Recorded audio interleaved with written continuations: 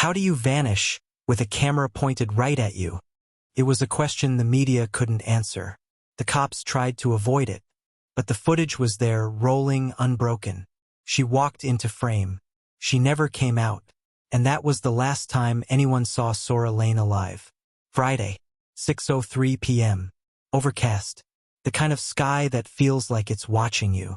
Sora Laine pulled her keys from her oversized tote, her fingers trembling just enough to make the jingle sound wrong, like something in the air already knew what was coming. She paused on the curb in front of her apartment building, turned, looked over her shoulder. Nothing, just streetlights flickering on one by one. A loose bag caught in the wind, a low mechanical hum from the traffic behind her. But she hesitated. A second too long. She lived alone. But that night, she didn't walk in like she was alone. Neighbors said she seemed normal. She wasn't. She hadn't been sleeping. She left notes tucked under her own doormat. Paranoid reminders like, record everything, and don't answer if it's him. Her last voicemail to a friend had no words, just breathing. And then a single whisper, don't trust what they say happened. Inside her apartment, one lamp glowed dim orange. An unfinished painting leaned against the kitchen wall, brushed over in violent reds. Coffee gone cold on the table.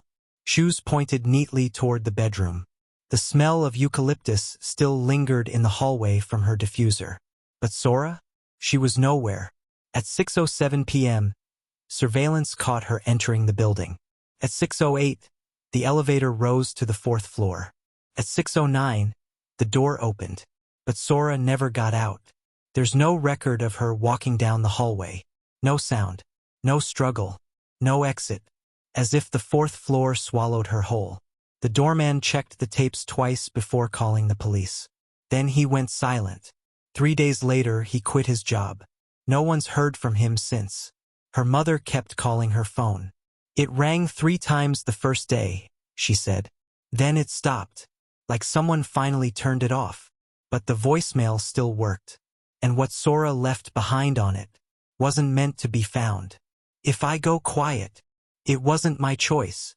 How can someone look so alive and still be fading? Sora Laine didn't look like someone preparing to vanish. She smiled in her photos. She showed up to class. She answered texts with too many emojis. But the truth was stitched into the silences. And if you looked closer, she had already started disappearing long before the cameras lost her. Sora was 22, an art student at Wilbridge College, 3 months from graduation.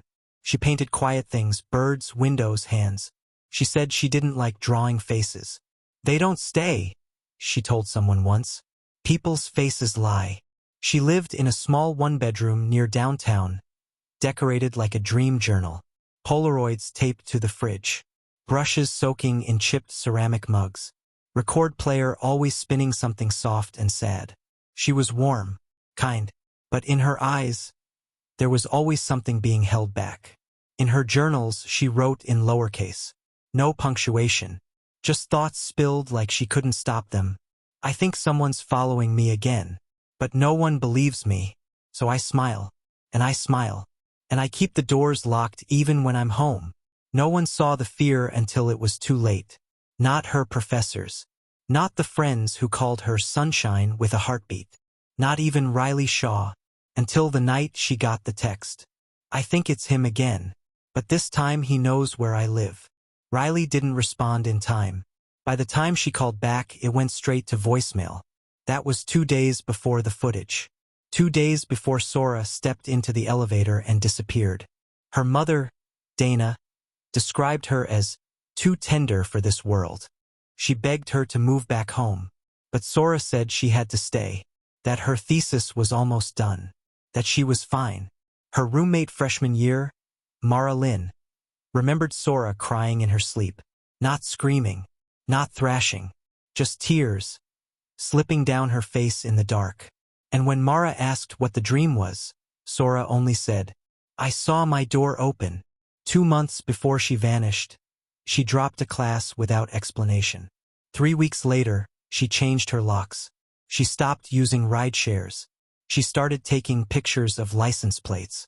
And in her final recorded art piece, an audio installation, Sora whispered the same word for 3 minutes straight. Watching, watching, watching. Everyone thought they knew Sora, but no one asked why she always checked the rearview mirror. No one asked why she always left the light on in the bathroom when she went to sleep. No one asked about the dreams. And now they'd never get to, because the girl who painted hands was the one no one could hold on to. What if the person who could have saved her just didn't? Not because they didn't care, but because they were afraid of what she might say. Or worse, what she might uncover. Sora Laine had people who claimed they loved her. But love doesn't always mean safety. Sometimes, love just means you looked away. 6 days before she vanished, Sora met up with her former roommate, Sora Laine. It was a rainy Tuesday. They sat at a coffee shop 2 blocks from campus. Sora ordered peppermint tea but didn't touch it. She kept glancing at the window, at the reflections, at the street behind her. Mara asked what was wrong. Sora gave her a half-smile, the kind that meant nothing. Then she said, "I think I made someone angry. I think I shouldn't have opened that file." Mara had always seen herself as the fixer. Smart, logical, good with code, bad with people. She thought Sora's anxiety was just that, anxiety, until she saw her hands, shaking, red at the knuckles, like she'd been gripping something too tight for too long. She offered to walk Sora home. Sora refused, then said something Mara didn't understand until much later. "I don't want anyone near me when it happens." Mara never asked what it was, and that silence has kept her up every night since. Dr. Henry Klein, her thesis advisor, called Sora brilliant but distracted. She'd submitted a proposal titled, "The Art of Vanishing: How Women Are Silenced in Visual Media." He thought it was metaphorical, until she stopped showing up. He said she had been withdrawn in their last meeting. Eyes darting, voice low. She asked about digital privacy laws, whether college servers could be monitored externally, whether encrypted footage could be altered without trace. He told her she was overthinking it, and then he sent her home. "She asked me how someone could disappear and no one would believe it wasn't their fault. I thought she was talking about art. I didn't realize she was talking about herself." 3 nights before she vanished, Sora sent a message to a group chat of 5 close friends. "If anything happens to me, don't let them tell my story wrong." Not a single person replied that night. They saw it. They assumed she was spiraling. They assumed she'd be fine by morning. She wasn't. Her mother, Dana Laine, saw her daughter the Sunday before. Sora brought flowers. She hugged her mother longer than usual. She cried, quietly, while watching an old home video of herself at age 7, playing in the yard. And then she whispered, "I just want you to remember me like that." Before all this, her mother said she had no idea what this was. She's still trying to figure it out. Everyone had a piece of her. A strange message, cryptic phrase, a flicker of fear in her eyes. But no one saw the full picture. Not until the elevator swallowed her whole. And now they all live with the same question. What if I had just asked one more time? If she was okay. You don't always see a disappearance coming. But afterward, the signs are everywhere. You just can't unsee them anymore. There's a moment investigators describe. A breath caught between clarity and madness. That's exactly where Isla stood now. A crumpled photo had arrived in her mailbox. No note, no return address, just a small, square Polaroid burned at the edges. In the image, Sora Laine, standing barefoot in the woods, her eyes wild, her lips slightly parted, a smudge of what looked like ash on her cheek. But it wasn't just that she was alive in the photo, it was the date stamped on the back. 3 days ago. Isla's hands trembled as she turned it over again and again, the panic crashing like waves behind her ribs. If Sora was still alive, someone had her. Someone wanted Isla to know. And that someone wasn't done playing yet. The photo had a strange symbol etched faintly in the corner. A spiral, half erased, like someone had tried to scrub it clean but changed their mind. It wasn't a signature. It was a challenge. She raced to where it was taken, An old state park 2 towns over, mostly abandoned. When Isla reached the clearing, every tree whispered secrets. Leaves shifted like they remembered something they weren't supposed to say. And there, at the base of an ancient pine, she found Sora's necklace, the one her mother said she never took off. Twisted, dirty, still warm. Isla screamed, not from fear, but because this wasn't just a missing person case anymore. This was personal. Someone was orchestrating a memory, and she was the only one meant to find it. But when Isla returned to town with the necklace and photo in hand, something shifted. People changed. Her landlord, suddenly hostile. The barista who used to ask about her search now pretended not to know her. Her phone rang at 2:17 a.m. with nothing but silence on the line. She was being watched, controlled, herded maybe, and the deeper she pushed, the more it felt like Sora had never been missing at all, but hidden, like a secret somebody needed kept buried. Until now, because someone out there wanted Isla to find pieces, but never the full story. Not yet. What if the real reason she vanished is something no one was ever meant to survive? The necklace was no coincidence. The photo wasn't a cry for help. It was a trap. And Isla, already neck-deep in grief, rage and obsession, walked straight into it. But she didn't care anymore. The moment she held that necklace, still slightly warm against her palm, something inside her cracked open. A calm, eerie numbness replaced fear. The kind of numbness people feel when they've lost everything and are willing to burn what's left just to get answers. That night, she didn't sleep. She pinned the photo to her wall, next to the timeline she'd built obsessively. String, notes, receipts, witness statements, text messages, blurred CCTV stills. But the photo, it glowed like a curse. She kept staring at Sora's eyes, haunted, distant, pleading. It was the same look she had seen once before, the day they met in the school infirmary. Sora had been sitting on the edge of the bed, staring out the window, her wrist bandaged. Everyone thought it was a clumsy fall. But Isla saw the truth. Sora wasn't trying to escape the pain. She was trying to escape something else entirely, something she couldn't name. Now Isla was starting to understand. She started digging again, deeper than before, beyond missing person reports and gossip forums. She broke into Sora's old locker at their school.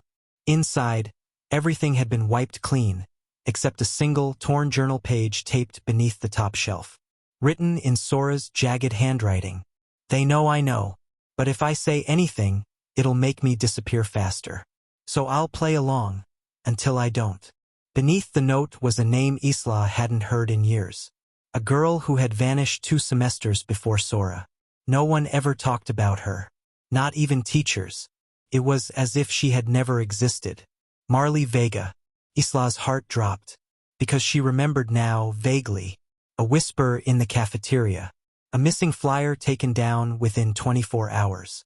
No memorial. No vigil. Just silence. That same spiral symbol had been on the back of Marley's flyer. This wasn't random. This was a pattern. A chain of vanishing girls no one connected until Sora. The deeper Isla dug, the more the world around her unraveled. She found messages Sora had sent to herself, voice memos tucked in cloud storage, encrypted folders hidden in her old laptop's hard drive. Sora knew something. Something monstrous. Something that crawled beneath the surface of their quiet town, dressed in charm and power.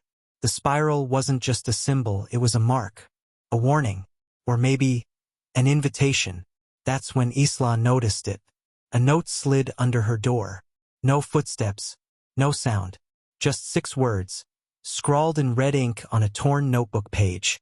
Marley screamed too. No one came. Her blood went cold. Someone was watching her. Someone knew she was getting close. And for the first time, Isla wasn't sure if she'd make it to the end of this. But she would die trying. Because the only thing more dangerous than the truth is what happens when you ignore it. She was warned to stop looking. But the silence only made her scream louder. Isla wasn't eating, wasn't sleeping, and somewhere between grief and obsession, her reflection stopped looking like her. The day after the red note slid beneath her door, everything began to change. The neighbor's dog, who always barked when someone walked past her house, had gone silent, gone missing. Her phone began glitching during calls. Random static, then clicks. And once, in the dead of night, she heard someone breathing on the other end. But what terrified Isla more than the haunting was that no one seemed to believe her. Her mother, now hollowed by her own quiet suffering, whispered, "Maybe this is just your way of grieving." Even her closest friend told her, "Maybe you need to stop chasing ghosts before you become one." But Sora wasn't a ghost. She was alive. And Isla had proof now, because she'd found the second spiral, drawn behind a loose tile in the girls' bathroom at school, the one that had been out of order for 2 years. Faint, scratched into the plaster, but unmistakable. And under it, wedged in the wall's gap, was Sora's student ID. Dirty, cracked, but hers. She had been there. And suddenly Isla wasn't just chasing shadows. She was walking through them. Then the phone calls started. Blocked numbers, breaths, and once, a voice that wasn't Sora's, but said her name with a familiarity that made her blood curdle. "Isla, you should have left this alone." She ran to the school's admin the next morning, demanded camera footage from 2 years ago. They laughed. Why would we keep that long? But something in the custodian's eyes, Mr. Glenn's, the janitor who always worked the night shift, shifted when she mentioned the spiral. He pulled her aside, his voice low, trembling. "That girl, Sora, she came to me once, asked if anyone ever went missing from this school before." Isla's heart pounded. "I told her no, but I lied. I shouldn't have." That night, she snuck into the school archives. Her fingers trembled as she pulled open a dust-covered file drawer marked, "Former Students. Confidential." The spiral was there again, drawn on a folder labeled Vega Marley. Isla opened it. Inside, a single photo. A group of students standing near a construction site, the old science wing before it was condemned. In the corner, barely visible, was Sora. And behind her, a girl with jet-black hair Isla had never seen before, but whose necklace matched the one found in the photo. Not Marley, someone else. The spiral wasn't 2 stories. It was 3. 3 girls. 3 disappearances. And now one last spiral forming around Isla. That night, her bedroom window was open. She never left it open. On her pillow lay another note. This time, no ink. Just a Polaroid. Sora, in the same clothes from the last photo, but her eyes now wide with fear. Someone's hand was covering her mouth. On the back of the Polaroid, written in a shaky scrawl, "Stop digging, or she dies next." There was no signature, just the spiral. Isla dropped to her knees. Her scream was silent, because terror had taken her voice. And yet, deep inside her chest, something snapped into place. No more warnings, no more hiding, no more playing by their rules. She would go back to where it started, to the condemned science wing, to the place no one talks about, because someone buried the truth there, and Isla was going to unearth it, alive or not. What do you do when the truth you spent your life chasing turns around and tries to kill you? When we left off, Sora Laine had vanished. The girl who said, "I don't care about fame, I care about truth," had set something in motion that couldn't be undone. But what exactly had she touched? And who wanted it buried so badly they were willing to erase her from the world? Her last known location wasn't a hidden bunker, not a shady alley, not a remote cabin in the woods. It was a luxury hotel suite in downtown Chicago, paid in full. No sign of forced entry. The bed made, her clothes folded neatly in the closet. But Sora Laine was gone. Her laptop was wiped. Her phone last pinged 38 miles south, in a place she'd never mentioned. A place that didn't exist on maps anymore. It used to be called Black Hollow, a town erased after a chemical plant accident in 1998. But what if it wasn't an accident? Sora had been investigating 3 suicides from families that had ties to Black Hollow. In her journal, she wrote something haunting just 2 days before she vanished. They weren't suicides. They were silenced. I know what they did. When police opened an inquiry into her disappearance, they found her apartment ransacked. But one thing was still taped to her refrigerator: a child's drawing. A stick figure girl standing in front of a house labeled the Truth Room. The sun in the corner was black. The trees were twisted. And beneath the drawing, Sora had scribbled, "If anything happens to me, start here." But no one knows who drew it. Not even her closest friend, Ezra, the only one still pushing for answers. Ezra's voice broke during a podcast interview last month. He said, "She believed in exposing darkness, even when it came from people she loved. I told her to stop. I begged her. But Sora? She believed some truths are worth dying for." The media moved on. The police closed the file. Her name faded from headlines. But in the underground forums where truth is currency, Sora Laine's name is legend. One user posted anonymously, "I know what happened to her. I was there when she found it. There's a video, but if I release it, I'll be next." That post was deleted 3 minutes after going live. And the user never posted again. So we ask you, did Sora Laine die for the truth? Or is she still out there, watching, waiting, planning her final move? We may never know what she found. But we do know this: she was never chasing fame. She was chasing justice. And that chase cost her everything. If her story haunts you, good. Because that's what truth is supposed to do. Collision. Subscribe to the Veil of Secret for more real-time, emotionally charged stories that don't just get told, they get felt. Your next obsession begins here.